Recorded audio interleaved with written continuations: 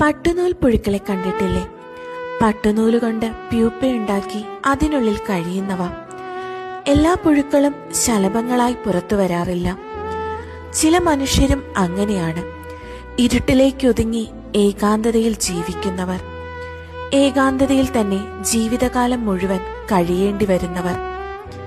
S ഹരീഷിന്റെ പട്ടുനൂൽ പുഴു 13കാരനായ സാംസയുടെയും അവന് ചുറ്റുമുള്ള സാധാരണക്കാരായ കുറച്ച് മനുഷ്യരുടെയും കഥയാണ്. തന്നിലേക്ക് തന്നെ ഒതുങ്ങി ജീവിച്ചവൻ. ആ ഒറ്റപ്പെടലിൽ അവൻ കൂട്ടുപിടിച്ചത് ഇതുവരെ കണ്ടിട്ടില്ലാത്ത മരിച്ചുപോയ പെൺകുട്ടിയെയായിരുന്നു.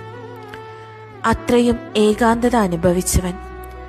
അച്ഛന് കടം കൊടുത്തയാൾ വീട്ടിൽ വന്ന് സാംസയ്ക്ക് കൊടുത്ത അടി പുസ്തകം വായിച്ചു കഴിഞ്ഞിട്ടും ഉള്ളിലൊരു നീറ്റലായി അവശേഷിക്കുകയാണ്. മനോഹരമായ കവർപ്പിക്കാണ് പട്ടുനൂൽ പുഴുവിന്.